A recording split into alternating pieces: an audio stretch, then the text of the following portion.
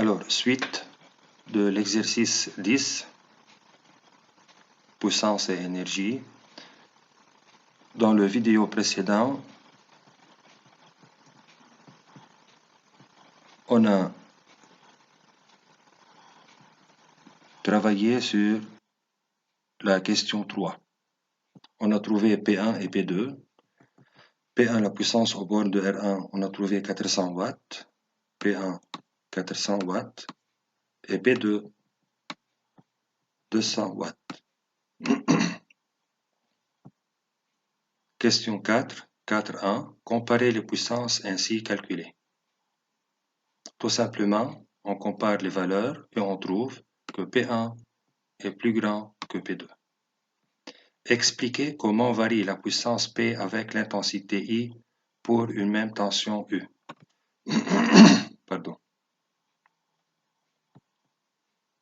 P1 plus grand que P2, déjà trouvé dans la question 4.1.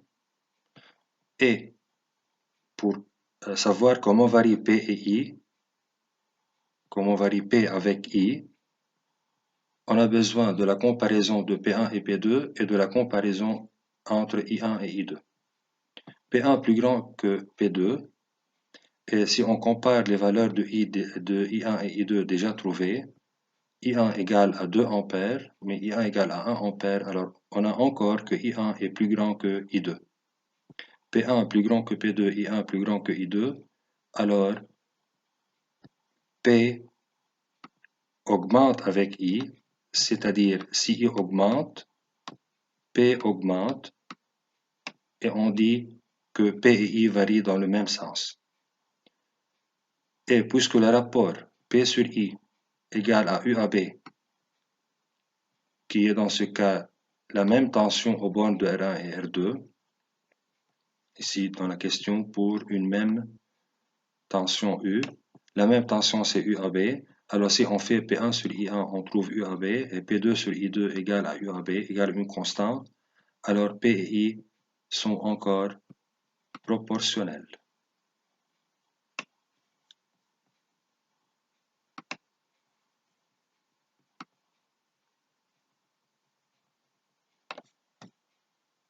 Question 5.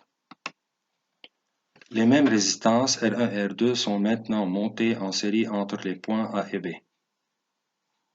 5.1. Calculer le courant traversant R1 et R2. Pour faciliter la solution,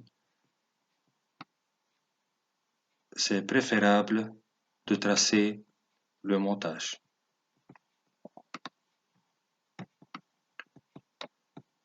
Alors, on trace la pile avec R1 et R2 en série, puisque R1 et R2 en série sont traversés par le même courant I'.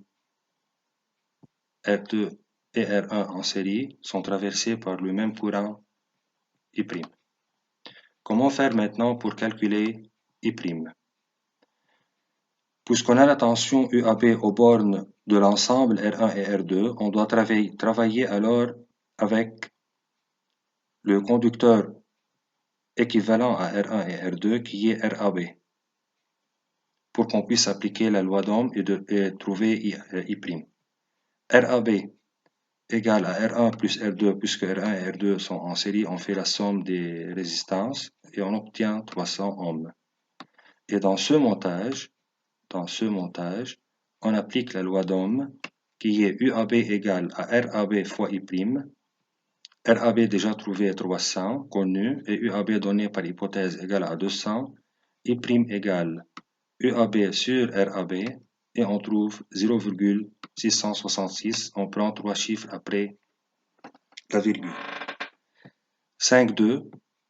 Déduire la tension aux bornes de chacune, c'est-à-dire on doit trouver U1, la tension aux bornes de R1, et la tension U2 aux bornes de R2. I' déjà trouvé, et on a la valeur de R1. On applique la loi d'Ohm aux bornes de R1 et on trouve que U1 égale à R1 fois I'.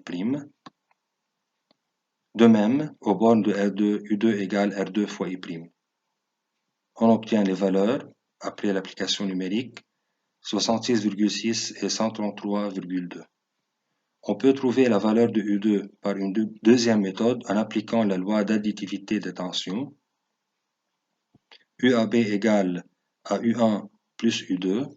Ici, on a la tension U1 aux bornes de R1 et la tension U2 aux bornes de R2. UAB égale U1 plus U2. Alors, si on trouve la valeur de U1 d'après la loi d'Ohm, on peut déduire U2 d'après la loi d'additivité des tensions, connue à part, inconnue à part. On trouve que U2 égale à UAB moins U1.